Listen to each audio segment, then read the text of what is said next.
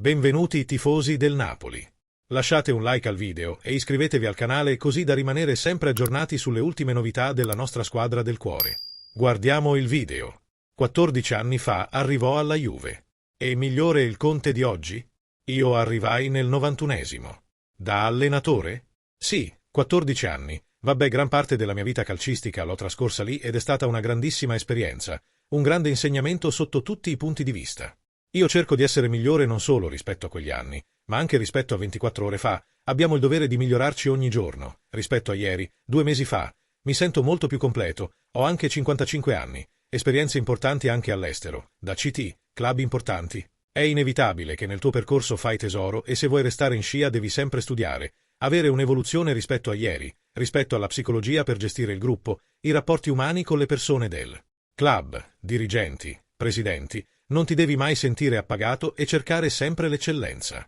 La grande passione mi porta a farlo perché brucia energie. Ha sempre detto che il Napoli doveva dare fastidio, ma cosa manca per dare più del fastidio? Serve fare il percorso, continuare quello che abbiamo iniziato. Non possiamo pensare che siamo già alla fine dopo 6 mesi. Significa non dare il reale valore al tempo, al lavoro. Bisogna aspettare e proseguire questo percorso sperando che sia più lungo possibile. Significa lavorare insieme per più tempo.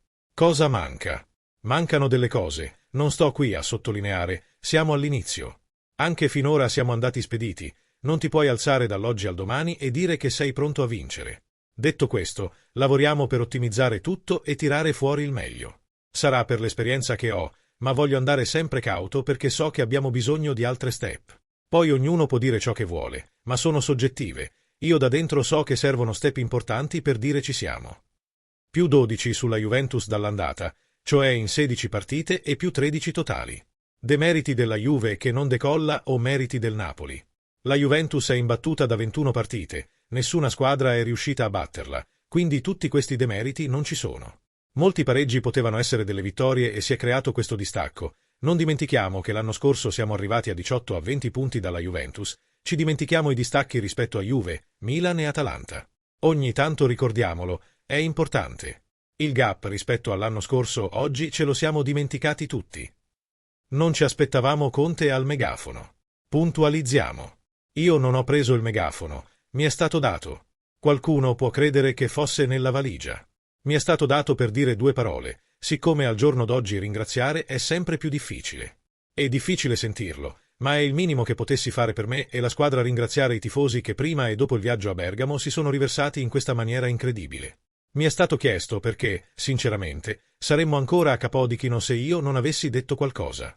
Sono situazioni che ti fanno percepire dove sei, che passione c'è, come viene vissuto il calcio e sono sicuramente delle cose che ti porterai sempre, a prescindere, nella tua vita.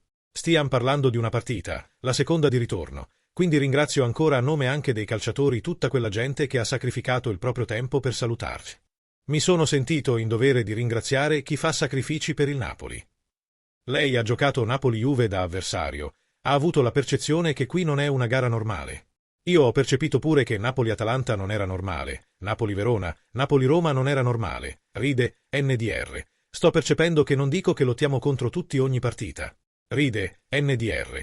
Ma non c'è proprio una in particolare, ma dobbiamo considerare ogni gara come la partita per i 3 punti. Sono partite che servono anche per l'autostima. A che punto siamo, come a Bergamo, sapendo che sono ad altissimo indice di difficoltà e bisogna tenerlo bene a mente e la Juve è un osso duro, nessuno l'ha battuta. Che idea ha della Juve? Esistono squadre imbattibili? Non esistono, prima o poi devi perdere. In generale, la sconfitta fa parte della vita.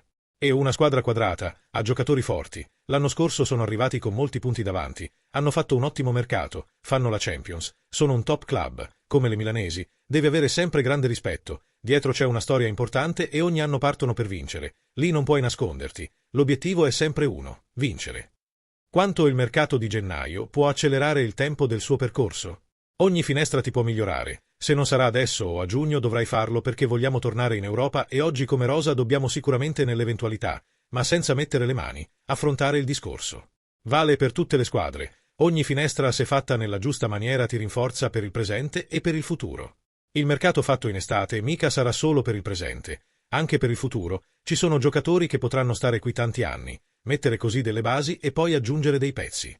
Ciò che abbiamo fatto quest'estate Siamo stati bravi e fortunati, non è mai semplice non sbagliarne neanche uno. Basta guardare il mercato di 2 anni fa, spendendo 100 mln. Il presidente lo rimarca sempre, alla fine tutti sono andati via in prestito. È importante spendere i soldi, ma nella giusta maniera e non buttarli. A casa mia si è sempre dato valore al denaro.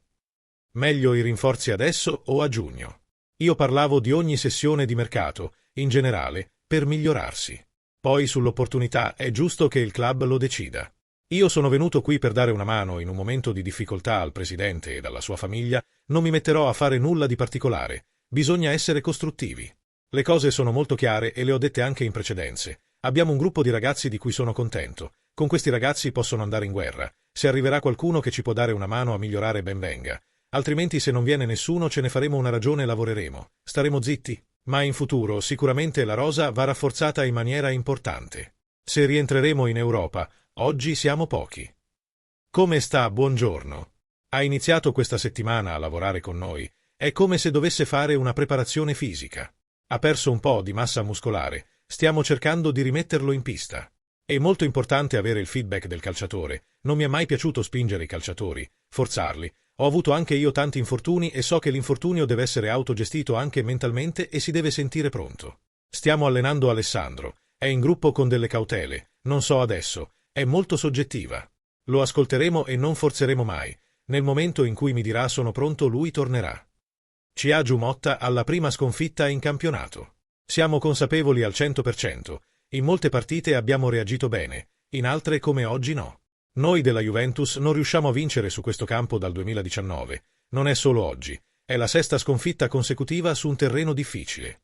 La reazione ora è per la prossima partita, oggi siamo molto delusi. Il primo tempo è stato molto buono contro una squadra che ha corso molto e pressato molto, con il vantaggio di aver preparato durante la settimana. Cosa ne pensi, tifoso del Napoli? Combatteremo per il titolo? O no? Lascia un commento al video e iscriviti al canale. Sempre forte Napoli!